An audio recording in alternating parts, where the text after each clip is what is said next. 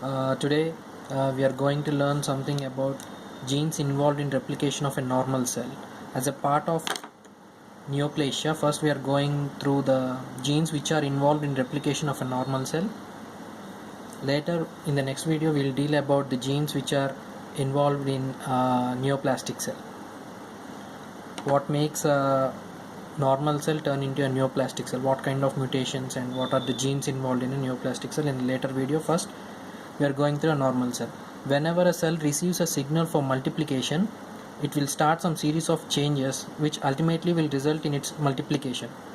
Out of those changes, its nuclear division and cytoplasmic division are the most important ones.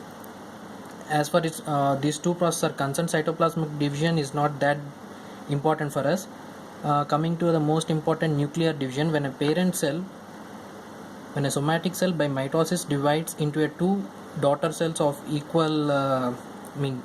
identical daughter cells, first the parent cell has to multiplicate its nucleus, it has to duplicate its genes. Look here, a parent cell with, for example, a chromosome a diploid parent cell like 2n, a set of having 46 chromosomes, out of which one pair of chromosomes is depicted here, a blue one from his parent and a red one from his a blue one from his mother and red one from his father.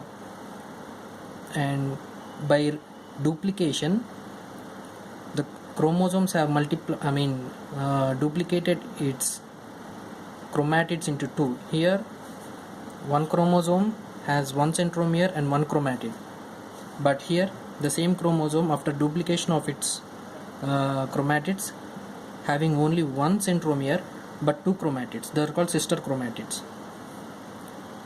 After this DNA duplication, this centromere undergoes division, giving one sister chromatid to one daughter cell and the other sister chromatid to the other daughter cell, which I have depicted here as A is one daughter cell and B is another daughter cell. The two sister chromatids of this chromosome have been equally shared between these two daughter cells. Like the same way it happens in every chromosome, which finally results in two identical daughter cells.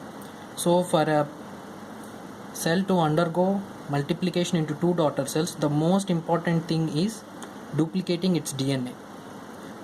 Duplicating its DNA definitely needs DNA polymerase enzyme. Look here, this is the most important enzyme.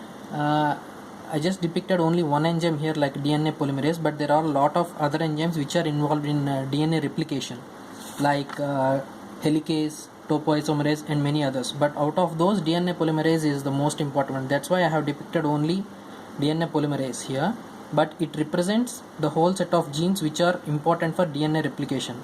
Consider this DNA polymerase to be representing the whole set of DNA replicating enzymes. Okay, whenever a cell wants to multiply into two daughter cells, first it has to multiply its DNA. For that, it has to activate this DNA replicating enzymes. Look at here, E2F. Here E2F is a transcription factor.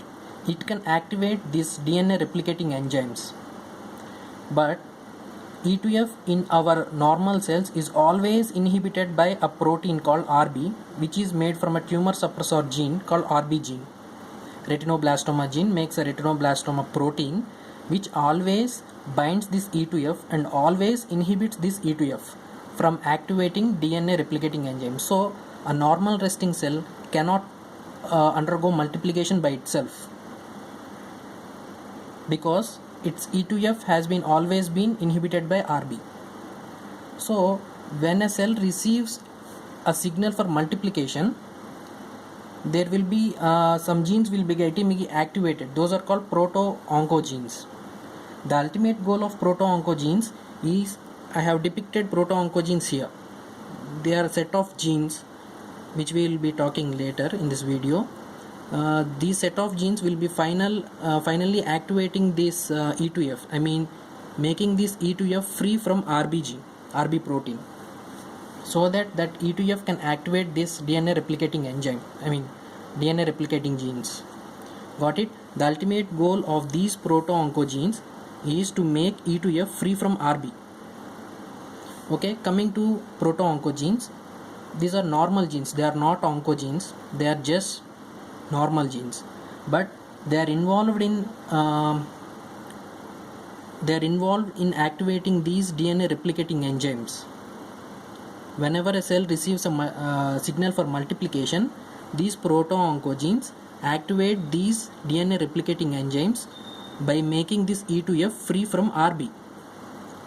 But whenever these proto-oncogenes undergo some gain of function mutations, this activation of E to F gets unchecked and multiplication of the cell gets unchecked, resulting in cancer cells. That's why they are called proto-oncogenes. Proto-oncogenes. They are going to be oncogenes if they gain of function mutation. As of now, they are just proto-oncogenes. Means they are just normal genes which help in multiplication of a normal cell by activating this DNA polymerase by making this E to F free from RB. That's all. Coming to proto-oncogenes, they are a set of genes which involves growth factor genes, growth factor receptor genes. Growth factor genes make some growth factors like fibroblast growth factor and whatever the growth factors. And growth factor receptor genes make growth factor receptors. And transducer genes. Transducer genes are genes which make transducer proteins. You know what a transducer means. Whenever a growth factor binds to a growth factor receptor on the cell membrane, that activating signal has to be carried out to the nucleus. And this transducer protein is such a protein, it is attached to the inner side of this growth factor receptor onto the cytoplasmic side.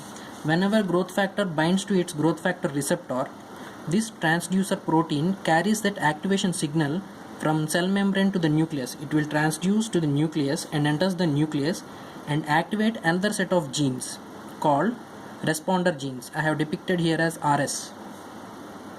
These responder genes, they make some proteins called transcription factors. These transcription factors activate another set of genes called, I don't know the name of the genes, I don't think there is a name for it. Some set of genes which make some proteins called cyclins. In our cell, we always have some enzymes called cyclin D dependent kinase, like cyclin kinases, because these are the enzymes which only get activated in the presence of cyclins. For example, famous example for going from G1 to S phase of a cell cycle, we need cyclin D.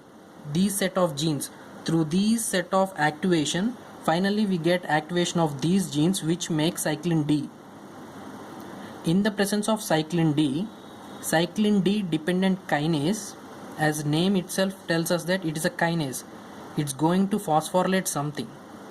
This cyclin D dependent kinase, in the presence of cyclin D, phosphorylates RB protein, so that this phosphorylated RB protein cannot hold back this E to F. Phosphorylated RB protein cannot inhibit this E to F. So this E to F becomes free, and the free E to F is a transcription factor and will definitely activate this set of genes which are DNA replicating genes, which help in replication of the DNA like this, from here to here. Once nuclear replication occurs, nuclear division can easily occur and cytoplasm division can easily follow up, and the parent cell is divided into two equal daughter cells. So for this whole issue, freeing this E to F from RB is the most important and critical step. To free this E to F from RB, we have to phosphorylate this RB. To phosphorylate this RB protein, we have to have cyclin D. Cyclin D dependent kinase, in the presence of cyclin D, phosphorylates this RB protein and frees up this E to F, which can activate DNA replicating enzymes. To have this cyclin D, cyclin genes should be activated. which are activated by transcription factors. These transcription factors are made by responder genes. These responder genes are in turn activated by transducer protein. This transducer protein gets activated only when a growth factor binds to a growth factor receptor. So this growth factor receptor, transducer, transcription factor and responder genes and cyclins, these are all considered to be part of proto-oncogenes. These are all, as a whole, they play a role called proto-oncogenes. Proto-oncogenes activate E2F, which helps in activating DNA replicating genes, which will replicate the DNA, and so a cell can easily multiply. And in the next video we will talk about tumor suppressor genes. Thank you.